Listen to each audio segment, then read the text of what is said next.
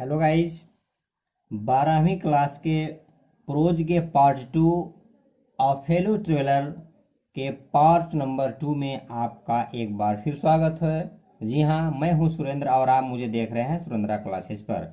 Students, आज के इस वीडियो में मैं बात करने वाला हूँ 12वीं क्लास का प्रोज सेक्शन का दूसरा चैप्टर ऑफेलो ट्रेवलर का पार्ट नंबर 2। पार्ट 1 मैंने पढ़ा दिया है। यदि अभी तक आपने पार्ट 1 को नहीं देखा है तो इस वीडियो के डिस्क्रिप्शन में जाकर के उसके लिंक को देख सकते हैं। लिंक से आपको वह वीडियो मिल जाएगा। स्टूडेंट, चूंकि यह बीच से आप पढ़ रहे हैं तो बेहतर होगा कि पहले आप पार्ट 1 को देख लें, फिर आप पार्ट 2 को देखें तो आपके लिए बेहतर होगा। स्टूडेंट्स, आगे बढ़ने से पहले जो मैं पार्ट 1 में आपको थोड़ा पढ़ाया था उसका मैं समरी बता दूं कि लेखक एक ट्रेन से यात्रा करता है और लेखक ट्रेन से यात्रा करता है तो वह ट्रेन लंदन से मिडलैंड टाउन को जाती है और यात्री एक एक करके उतर जाते हैं। लास्ट में लेखक अकेले बचता है। वह सोचता है कि मैं हूँ, मेरे अलावा इस ट्रेन के डब्बे में और भी कोई नहीं है। लेकिन उसे बाद में पता चलता है कि मेरे अतिरिक्त इस ट्रेन में एक मच्छर भी एक यात्री है जो मेरा सह यात्री है, मेरे साथ ही यात्रा कर रहा है। लेकिन लेखक कहता है कि मुझे पता नहीं है कि पहले ट्रेन के डब्बे में मैं आया या वह आया। लेखक जो है खड़ा हुआ, खिड़की से झांक करके देखा तो उसे मालूम हुआ कि शाम होने वाली है, शाम हो रही है, और आकर के बैठ करके अखबार पढ़ने लगा। और जब अखबार पढ़ने लगा तो वही मच्छर आया और आकर के लेखक के गर्दन पर बैठा। और लेखक जब जो है लेखक के गर्दन पर मच्छर बैठा तो लेखक ने क्या किया, देखें स्टूडेंट्स। कहता है, आई फ्लिक्ड हिम ऑफ अगेन। कहता है कि मैंने उसे फिर से भगा दिया। फ्लिड ऑफ भगाना, उड़ाना, हटा देना। ही वह, एस्केप्ड का मतलब होता है ऊपर से उछल गया। अवे टुक एनदर जॉइंट, जॉइंट का मतलब होता है छोटी यात्रा, अर्थात कह सकते हैं वह उछलकर भाग लिया और रेल के डब्बे का एक छोटा, यहाँ देखें, राउंड द कंपार्टमेंट, वह ट्रेन के डब्बे का एक छोटा सा यात्रा किया, चक्कर लगाया। रिटर्न, और चक्कर लगाने के बाद वापस आया। एंड, और सीटेड हिमसेल्फ एम्पुडेंटली। देखें स्टूडेंट्स, एम्पुडेंटली का मतलब होता है धृष्टता पूर्वक। On the back of my hand, मेरे हाथ के पीछे। लेखक कहता है कि वह उछलकर भाग गया, रेल के डब्बे का एक छोटा सा चक्कर लगाया, लौटा और अभद्रतापूर्वक मेरे हाथ के पीछे की ओर आकर बैठ गया। यह दूसरी बार थी। इसके पहले आप पढ़ चुके हैं कि वह लेखक के गर्दन पर बैठा था, लेखक ने उसे भगा दिया, और इस बार फिर मच्छर आया और आकर के जो है उसके हाथ के पीछे बैठ रहा है, फिर वह हटा दे रहा है। लेखक कहता है इट इज एनफ। लेखक ने कहा बहुत हो गया। इट इज एनफ, लेखक ने कहा बहुत हो गया, काफी हो चुका। आई सेड, मैंने कहा। आई का तात्पर्य यहाँ लेखक से है। मैग्नानिमिटी का अर्थ होता है उदारता। हैज इट्स लिमिट्स, उदारता की भी अपनी एक सीमा होती है। लेखक ने कहा कि उदारता की भी एक सीमा होती है। इट, आगे देखें क्या कहता है, ट्वाइस, दो बार, यू हैव बीन वार्न्ड, कह रहा है कि आपको दो बार वार्न्ड, चेतावनी दी गई है, चेतावनी जो है दिया जा चुका है। यह बात लेखक कह रहा है कि दो बार तुम्हें चेतावनी दी जा चुकी है। दैट का अर्थ होगा यहाँ की। जब इंग्लिश सेंटेंस के बीच में कहीं दैट आता है तो इसका अर्थ की होता है। I am someone in particular, विशेष। दैट माई अगस्ट, यहाँ अगस्त का मतलब शाही होगा। अगस्त पर्सन रिजेंट्स, और रिजेंट्स का मतलब होता है बेइज्जती करना, या आप कह सकते हैं बेइज्जती या बदतमीजी। The tickling, गुदगुदाना। इम्पर्टेंस, इम्पर्टेंस का मतलब होता है बदतमीजी, इसका अर्थ होगा। और देखें स्टूडेंट, सॉरी, रिजेंट्स का मतलब क्रोधित होना होता है, मैंने उल्टा बता दिया है। ऑफ स्ट्रेंजर्स, एक अजनबी के। सीधे अर्थों में आप इसको कह सकते हैं कि लेखक ने कहा कि दो बार तुम्हें चेतावनी दी जा चुकी है कि मैं एक विशिष्ट व्यक्ति हूँ। मेरा शानदार व्यक्तित्व अपरिचितों की गुदगुदाने वाली बदतमीजी पर नाराजगी प्रकट करता है। अर्थात लेखक को जब वह मच्छर परेशान किया तो लेखक ने कहा कि मैं एक विशेष आदमी हूँ और मैंने तुम्हें एक बार नहीं 2 बार चेतावनी दिया है कि आप मुझे डिस्टर्ब न करो, लेकिन आपने मुझे दूसरी बार डिस्टर्ब करके आपने मुझको गुदगुदाने का काम किया है। आपने मेरे आत्मसम्मान को ठेस पहुंचाया है। यह मेरे लिए बहुत बड़ी बात है। आगे कहता है मैं एज्यूम धारण करता हूँ द ब्लैक कैप। लेखक कहता है मैं काली टोपी धारण करता हूँ। काली टोपी या काला ड्रेस का तात्पर्य यहाँ जज बनने से है। लेखक के कहने का तात्पर्य है सीधे सीधे कि मैं अब जज बनता हूँ, मैं अर्थात मैं न्यायाधीश का रूप धारण करता हूँ।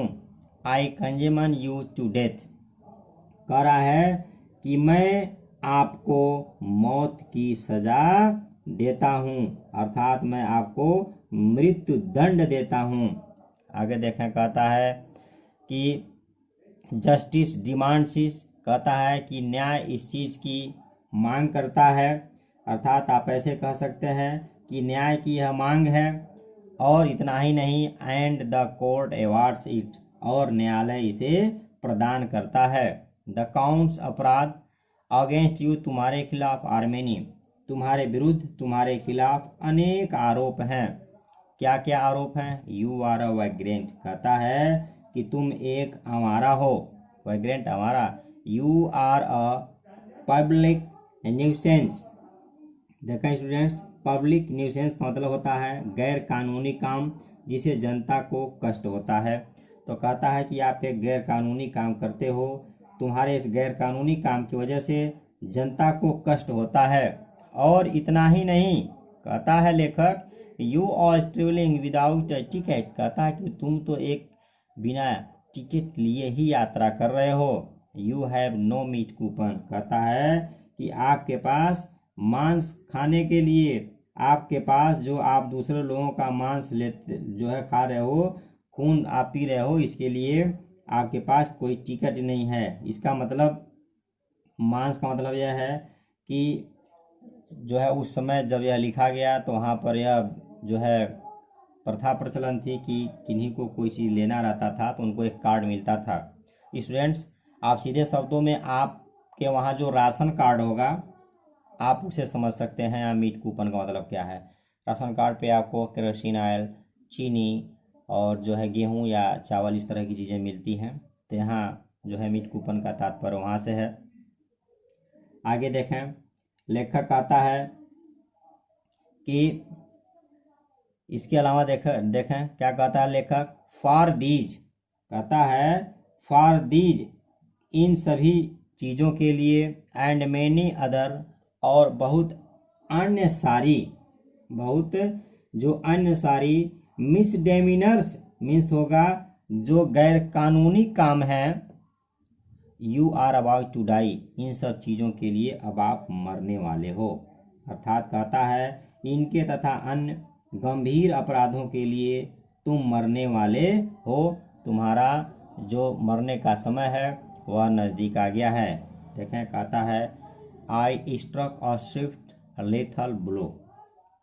देखें स्टूडेंट्स, लेथल मीन्स होता है घातक, स्विफ्ट मीन्स होता है तेज, और स्ट्रक मीन्स होता है प्रहार किया। कहता है विद से माई राइट हैंड, अपने दाहिने हाथ से, कहता है अपने दाहिने हाथ से मैंने एक तेज घातक प्रहार किया ताकि वह मच्छर मर जाए। मच्छर को मारने के लिए आपको जब मच्छर कहीं काटता होगा तो आप भी उसको बहुत तेज़ी से मारते होंगे। जैसे आपके हाथ पर या बॉडी पर कहीं बैठा है तो आप अपने आप को सावधान मुद्रा में रखते हैं, और सावधान मुद्रा में रखने के बाद आप इस तरह से अपने हाथ का मूवमेंट करते हैं कि उसे पता न चले कि आप उस मच्छर को मारने जा रहे हैं। अगर आपके हरकत का पता उसे चलता है तो वह तुरंत ही उस स्थान से उड़ जाएगा और वह उड़ करके कहीं और चला जाएगा। लेकिन जब लेखक ने बहुत भयंकर प्रहार किया अपने हाथ से तो हुआ क्या? देखा क्या कहता है, कहता ही डॉज्ड द अटैक। देखा कहता है कि वह जो मैंने प्रहार किया था उस प्रहार से वह बच करके निकल गया, वहां से वह चला गया। लेखक ने उसे मार नहीं पाया। डॉज का मतलब होता है धृष्टता से बच करके चले जाना। अब देखिए क्या होता है, with an insolence is that humiliated me. Humiliated means होता है अपमानित करना, और इंसोलेंट दिया है यहाँ पर। इंसोलेंट का मतलब होता है अपमानजनक। लेखक कह रहा है इस प्रकार से मेरा अपमान हुआ, मैं उसे नहीं मार पाया, मेरे प्रहार से वह जो है भग कर चला गया, इससे मेरा अपमान हुआ। My personal vanity was aroused. देखें स्टूडेंट्स, लेखक कहता है कि जो मेरी खुद की जो वैनिटी थी वह, अर्थात वैनिटी का मतलब गर्व था, वाज एराउज्ड कहता है वह ऊंचा उठ गया, वह जग गया। जो मेरा यह वैनिटी था यह जग गया। I lunged at him with my hand. कहता है इतना ही नहीं, लॉन्ज्ड का मतलब होता है आगे बढ़ना। कहता है कि मैं अपने हाथों से प्रहार करने के लिए आगे बढ़ा, और फिर क्या हुआ, फिर कहता है विद माई पेपर, अपने पेपर से मारा। इतना ही नहीं, आई जम्प्ड ऑन द सीट, मैं सीट से कूद गया, and persuade him round the lamp, और मैं उसे बल्ब के चारों ओर उसका पीछा किया। इतना ही नहीं, आई एडॉप्टेड, एडॉप्टेड अपनाया। लेखक कह रहा है कि मैंने अपनाया, क्या अपनाया, टैक्टिक्स ऑफ फेलाइन कनिंग। देखें स्टूडेंट्स, यहाँ पर बिल्लियों के चालबाजी की बात कर रहा है। टैक्टिक्स मतलब होता है चतुर, चालें, और फेलाइन कनिंग का मतलब होता है बिल्ली की सी चालाकी। अर्थात लेखक कह रहा है कि मैं बिल्ली जैसी चालाकी भरी चालों को अपनाया,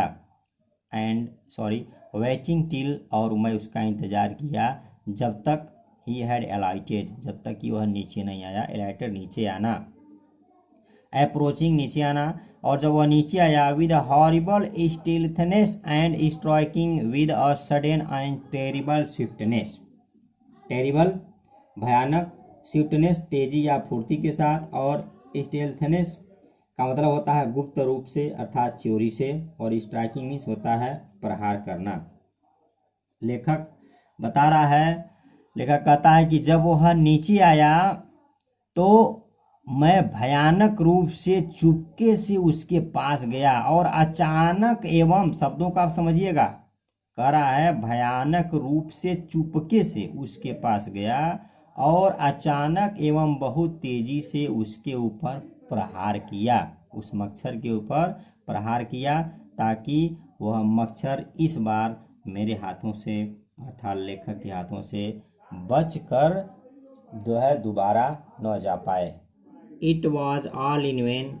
लेखक कहता है सब बेकार हो गया, वेन बेकार होना। He played with me openly and obstinately. कहता है कि वह ऑस्टिनेसली का मतलब होता है दिखावे के लिए, कह सकते हैं कि उसने मुझसे खुलेआम खुलकर खिलवाड़ किया।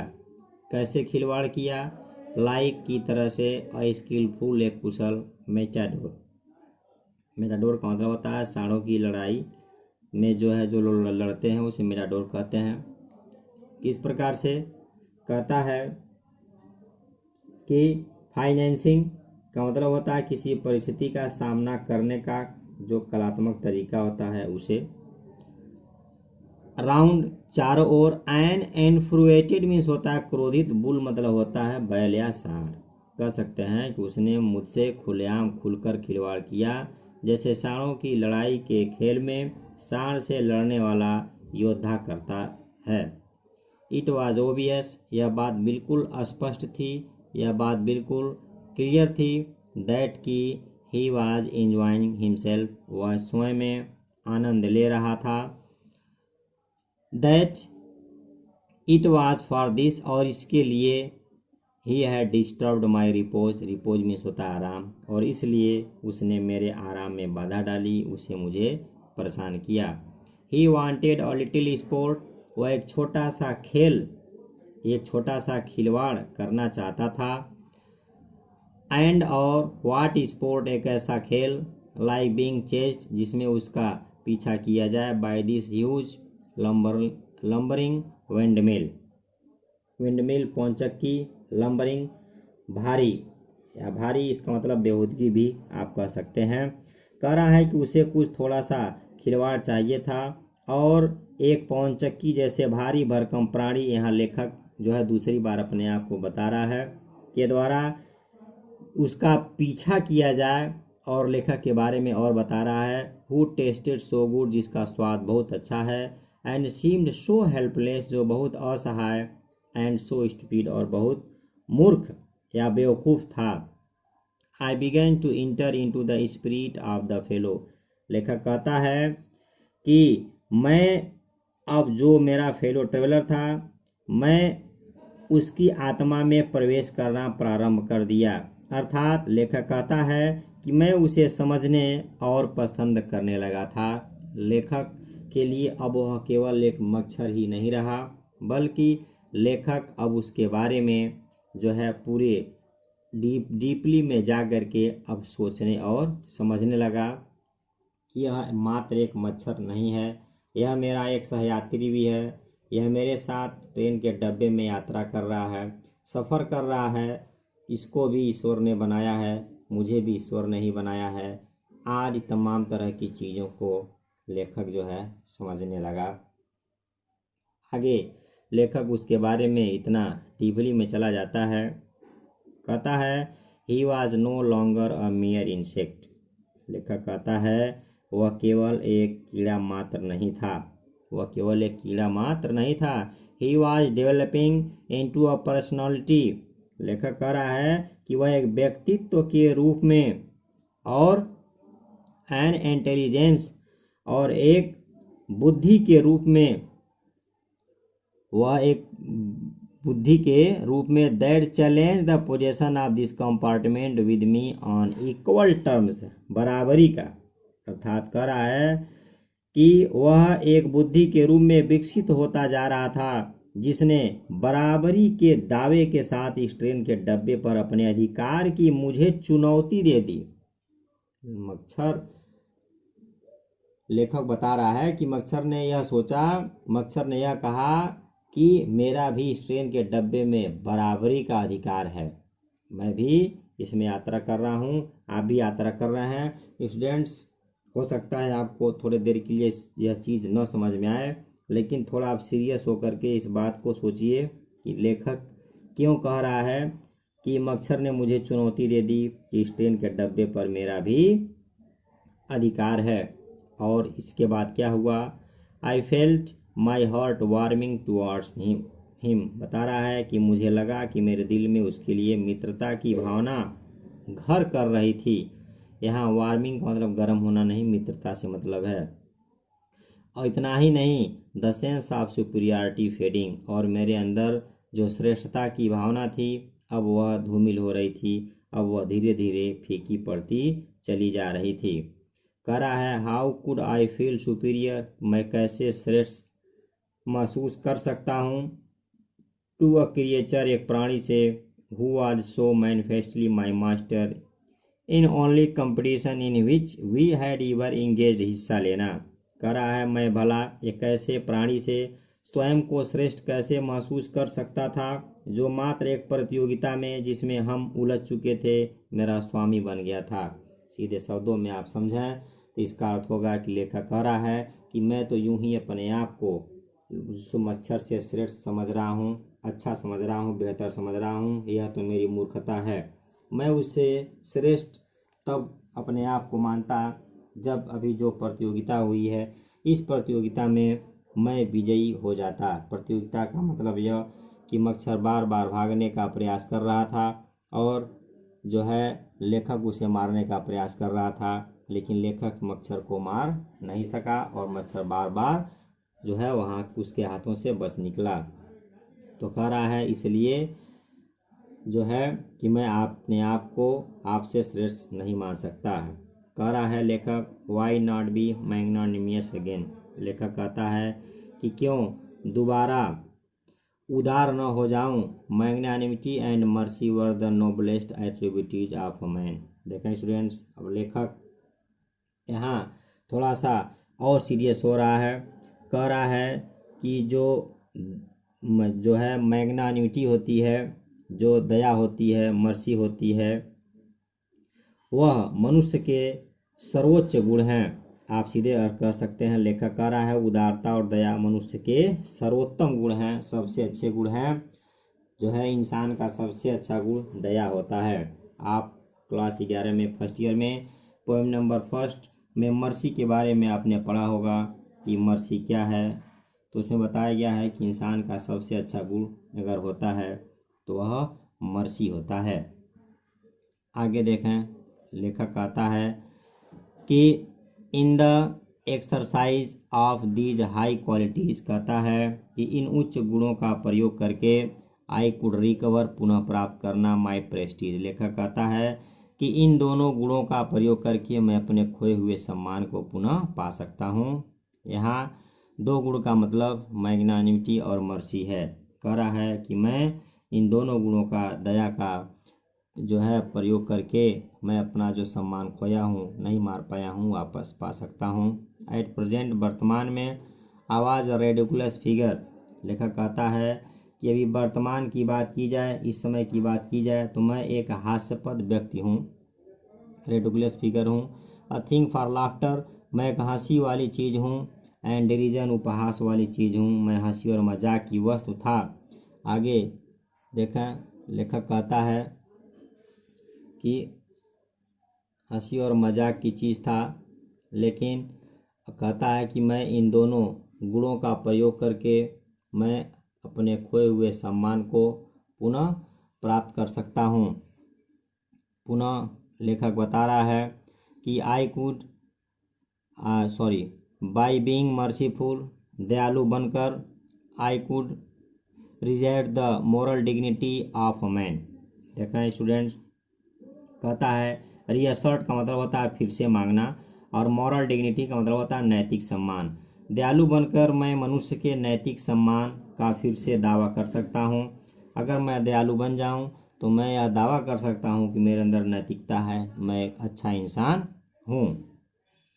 और बताता है and go back to my corner with honour, और काफ़ी सम्मानपूर्ण ढंग से मैं अपने कोने में जहाँ मैं बैठा था अपने सीट पर वापस जा सकता हूँ। इसलिए आई विड्रा, विड्रा का मतलब होता है वापस ले लेना। द सेंटेंस ऑफ डेथ का मतलब होता है मृत्युदंड, इसलिए मैं जो मच्छर को मृत्युदंड दिया था उसे वापस ले लिया। और आई सेड, मैंने कहा, रिटर्निंग टू माई सीट, अपने सीट पर वापस जाते हुए, आई कांट किल यू, कि मैं आपको मार नहीं सकता, मैं तुम्हें मार नहीं सकता हूँ, बट आई कैन रेप्रीव यू। देखें स्टूडेंट्स, रिप्रीव का मतलब होता है सज़ा को टाल देना, लेकिन मैं सज़ा को टाल तो सकता हूँ। इसलिए बताता है कि आई डू इट, कह रहा है इसलिए मैं तुम्हारी सज़ा को स्थगित करता हूँ, मैं इसको करता हूँ। यहाँ लेखक कह रहा है कि मैं आपको मार तो नहीं सकता हूँ। मार तो नहीं सकता हूँ का तात्पर्य कि आपकी मौत मेरे हाथों में निश्चित नहीं है, लेकिन मैं जो सज़ा दिया हूँ अपने सेल्फ आपको मारने के लिए, इस सज़ा को मैं स्थगित ज़रूर कर सकता हूँ। तो इसलिए मैंने अभी जो आपको यह सज़ा दिया है, इस सज़ा को मैं स्थगित करता हूँ।